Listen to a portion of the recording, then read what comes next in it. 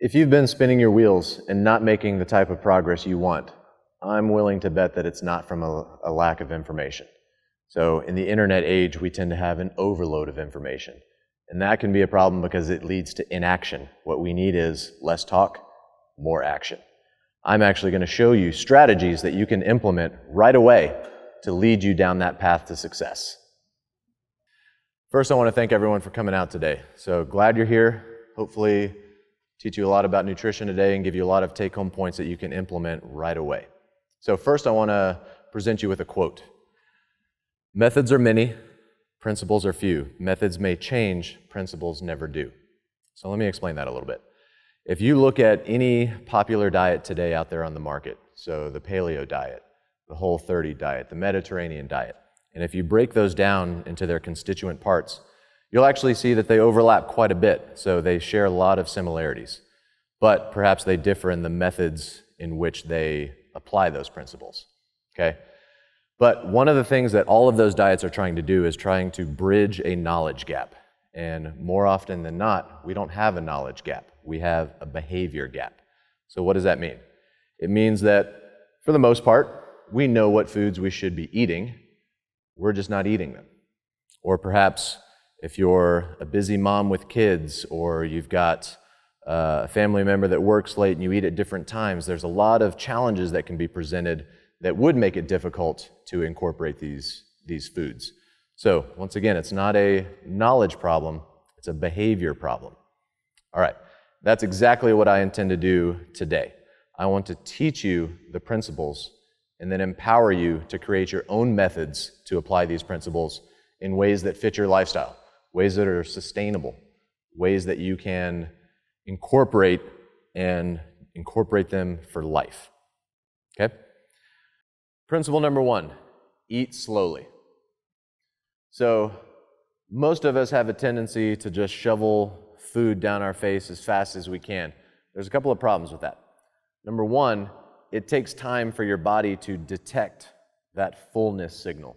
So from the time you start eating, the digestion process is beginning, and your body is sort of sensing how full you are, but it takes approximately 20 minutes for your body to really know when you've hit that fullness mark. So the problem is, if you shovel all that food down your face in 5 minutes, you've potentially overstuffed yourself before your body had a chance to realize it was already full. And then this pattern of overeating can lead to weight gain and a host of other problems. Additionally, eating slowly has a few more benefits. Number 1, you tend to feel more satisfied from the meal. And I don't just mean satisfied as in full. I mean satisfied as in you derive enjoyment out of the process. So you've taken the time to savor every bite. You've chewed it thoroughly. Hopefully, or possibly, you're eating with a significant other, your family, and therefore you can actually engage in those meaningful relationships around food. Food is such a big part of all of our lives. Why would we not take the time to enjoy the process? Okay, principle number 2, eat protein with every meal. So protein plays a number of very important roles in our body. So number 1, if you're in here in the shop working out very rigorously, you need to recover and your body needs to rebuild those proteins within your body. So simply providing it with enough to recover is important. Additionally, protein serves a number of vital roles, such as neurotransmitters, providing raw materials for other molecules that are important, such as hormones and things of that nature. So supplying your body with an adequate amount of protein is crucial just for daily living, and it becomes even more important if you're training hard. Now, how much protein should you eat, and what are sources of protein? All right, first I'll cover the amount. So if you're a man, hold up your hand, the size of your palm, just right there, times 2 palm-sized portions at every meal. If you're a woman, same thing, a palm-sized portion, but only 1 with every meal. Now, what are some good sources of protein? Lean meats, fish, eggs, those are probably the most protein-dense sources, and certainly the most common ones that we eat. So all types of meat, whether that's poultry, chicken breast, turkey, beef, other types of meat such as wild game. Could be any kind of fish, salmon, cod, tuna, and then of course eggs. Now, if you happen to be a plant-based eater, or if you're looking for alternative means of protein, then you can consume beans and legumes. However, with those, just be certain that you're eating a variety and also pairing them with different sources of protein, because beans and legumes are incomplete proteins, which means that they don't contain all of the essential amino acids. However, if you eat a variety of them in the right amounts, you will provide all of the essential amino acids. So it's not really a problem as long as you're just not eating one kind. Principle number 3. Question?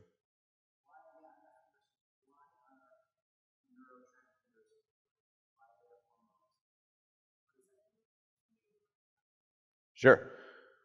Well, so let's talk hormones for a second. Those are two things that you probably, underappreciate until you start to feel like crap because your system is all out of whack. So hormones can do everything from, control your stress levels to your ability to recover from your workouts. And so if you're feeling sluggish, if you're feeling tired, if you're feeling a lack of energy, maybe just, slower than you normally are, that could be a sign that some of those things are out of whack.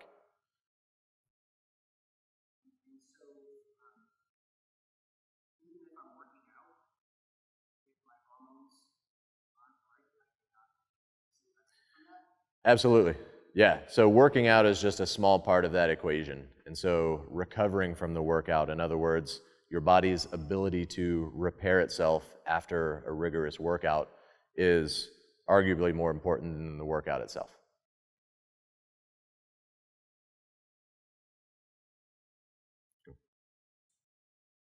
Okay. Principle number 3. Eat fruit and veggies with every meal. So fruits and veggies are packed with phytonutrients, and a variety of fruits and vegetables have different phytonutrients and different combinations of phytonutrients. So make sure that you eat a variety of fruit and vegetables so that you cover all your bases as far as that's concerned. So one of the best things about fruits and vegetables is that they are nutrient dense, not calorie dense. What that means is you can eat a lot of them, quantity, and get a lot of quality, such as those phytonutrients, without packing in a lot of calories. So it is very difficult, possibly not even possible, to gain weight from eating fruits and vegetables because you simply can't eat enough. How many fruits and veggies should you eat? So for a fruit or vegetable serving, we're going to use a fist. So for a man, 2 fist-sized portions, and for a woman, 1 fist-sized portion. And then what fruits and veggies you should eat? Well, this one's very easy. Any of them that you'd like. So if you have a particular kind that you enjoy more than the others, absolutely eat it. Okay?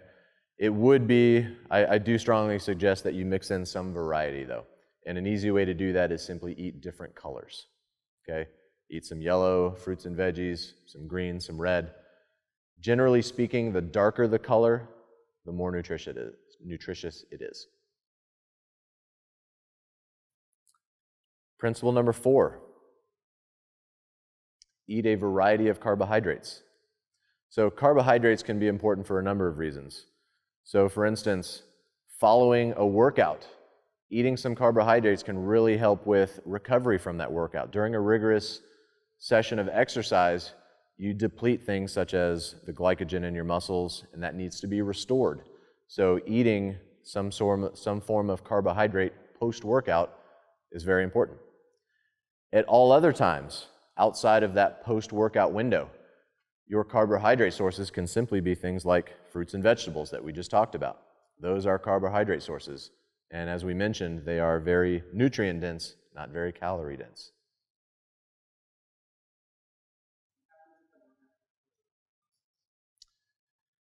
That basically would hinder subsequent workouts or subsequent activities. So glycogen within your muscles is sort of a short-term energy tank for your body.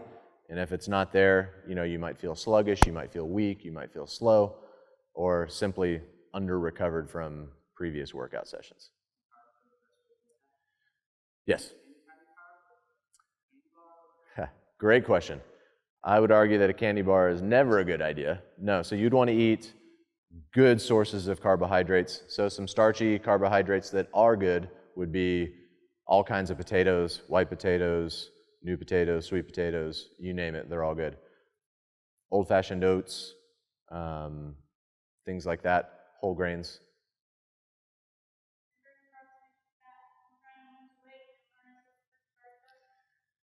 Great question. So any type of nutrient can make you overweight if you consume too much of it. So carbs are certainly no exception there. However, it doesn't mean you shouldn't eat any of them. So they are important for, a couple of reasons like we discussed, but controlling your intake is probably the answer to that question. Okay, principle number 5, eat a balance of fats throughout the day. So fats can be very important for a number of reasons. First of all, eating a meal that contains some amount of fat actually increases the satiety of that meal. It makes you feel more full for longer. And so that means that in between your meals, you're not going to have those hunger pangs that sort of make you run to the pantry in a panic and just grab the nearest thing, which typically is not good, and shove it down your face. So feeling full for longer is one of the benefits of fats. Additionally, most hormones use fats and cholesterol as raw materials. So if you don't provide your body with those raw materials, your body cannot produce those molecules that it needs to function optimally. Now, what are the kinds of fats and how many should you eat? So there's a couple kinds. There's monounsaturated, polyunsaturated, and saturated. Monounsaturated fats would include things like olive oil, different types of oils. Polyunsaturated would be things such as nuts and seeds, fish oil, so omega-3s, which you've probably all heard of. And then saturated fats come from animal products, so it could be found in things like meats, could be found in eggs, things of that nature. And how much should you eat? So with each meal, you should eat roughly a thumb-sized serving. So hold your thumb up. That is approximately the amount of fats that you should eat. Coconut oil, that is a great source of fat. It's also great to cook with. So it also adds a nice little flavor to whatever it is that you're cooking with it. So coconut oil is a saturated fat, but it's also called a medium chain triglyceride, which means that it is readily burned as energy and less likely to be stored as fat. Sure. You got it. I've actually got some graphics that I will distribute to all of you after this lecture. And it basically shows what an anytime meal, which would be anytime other than post-workout, and then what a post-workout meal would look like. Anytime meal can be more protein and fat dense. Post-workout meal, more protein and carb dense. So now you can still eat a balance of all of those nutrients at any meal. Just for instance, post-workout, that's when you'd want to have your starchy carbohydrates. All other times, that's when you'd want to have your fruit and veggie carbohydrate sources, as well as some healthy fats.